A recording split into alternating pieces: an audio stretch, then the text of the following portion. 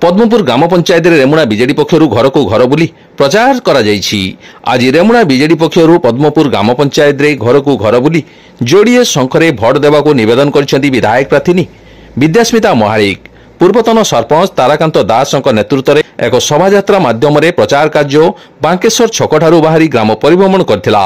एथिरे विधायक प्रार्थी विद्यास्मिता महालिक, स्थानीय सरपंच सुकांती दास, सुरंजन दास, वेणुधर जेना, गंगाधर बारिक, विष्णुमोहन रथ, अर्जुन दे, उत्तम बारिक, हरेन्द्र बारिक, चंद्रकांती जेना, दीपक बारिक, प्रदीप महालिक, बेंगो दलई, गुणिया दलई, उद्धव दलई, मोंगो दलई, महेश्वर दास, चैतन्य सिंह, महेंद्र पंडा, बांका कालिया विश्वाल प्रमुख सामिल हुई विधायक प्रार्थी विद्यास्मिता महालिक और सांसद प्रार्थी लेखाश्री सामंत सिंगार को शंख चिन्ह भोट दे जययुक्त कराइबाकू समस्त अनुरोध करथिले।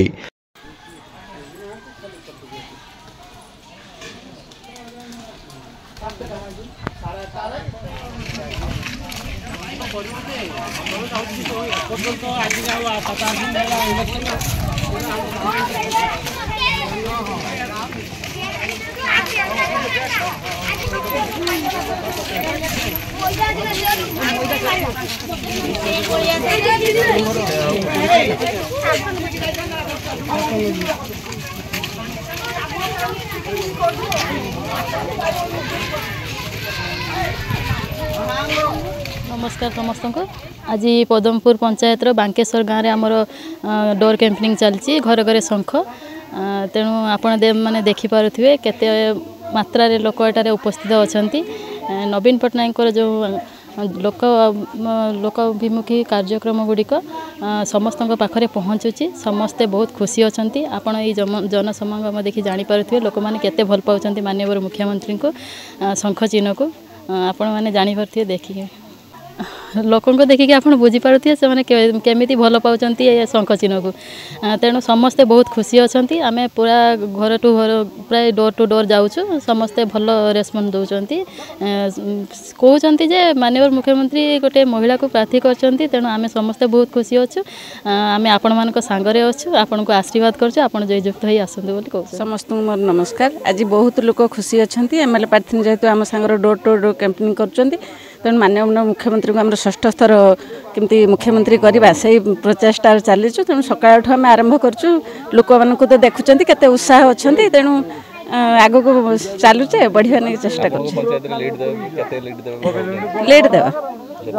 सर्वप्रथम जगन्नाथ को गुहारी जनाई आम पद्मपुर पंचायत तरफ आमर नवीन पट्टनायक जो महिला प्रार्थी विद्यास्मिता महालिक को टिकेट प्रदान कर से बहुत उत्साहित अच्छु। आम पंचायत आज घरे घरे शंखर कार्यक्रम चली अच्छी। तेणु आमर 6टा पाखु लोक मैंने अपेक्षा करी कि पलि गले। तेणु बहु संख्यार लोक योगदान करथिले। तेणु आम घर घरे समस्त को नहीं आमर जो एमएलए प्रार्थी आसचंती घर घरे बुलाऊचु।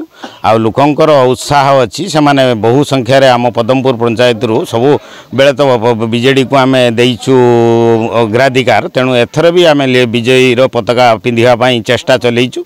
आग को बहु संख्यार आम लीड आम पद्मपुर पंचायत तरफ दबा। मु आम पद्मपुर पंचायत ग्रामवासी मानक मो तरफ एवं आमर विधायक प्रार्थी तरफ कृतज्ञता ज्ञापन करुच्छे। से सकाळे आसी कौन कार्यक्रम गृह कार्य नकरी आम सहित जोग देइछे। तेणु से अशेष अशेष धन्यवाद निजे देखिपे जे केमिति आज सकाळू लोक मैंने नित्यकर्म छाड़िकी घर काम छाड़िकी केमी संख्यार आसिक योगदान देइछन्ति। ये हूँ आमर पद्मपुर पंचायत गोटे गाँव लोक प्राय गोटे गाँव लोक आमर यही गाँव एति कर्मी आम सहित आज जोग देइछन्ति। आम सहित आमर महिला प्रार्थी जे हूँ आमको नवीन पट्टनायक जहाँ को शंख चिन्ह आमको देइछन्ति विद्यास्मिता महालिक महोदय एवं आम सरपंच अच्छा टुकुलू अच्छी बाबाई अच्छा प्रसान्ना अच्छा आम बड़ बड़ लीडर सब अच्छा। पद्मपुर पंचायत जेबेठू 2009 पाखु आमर रेमुणा निर्वाचन मंडली आरंभ होईची सेबेठू पद्मपुर पंचायत बीजेडी को जययुक्त करके आम पंचायत सब लीड दिए। आमर 11टा पंचायत रु आम पंचायत सब लीड दिए। आथर भी आम जोर दे कहूँ विरोधी जेते चेष्टा कले भी शंख चिन्ह आम पंचायत लीड दब।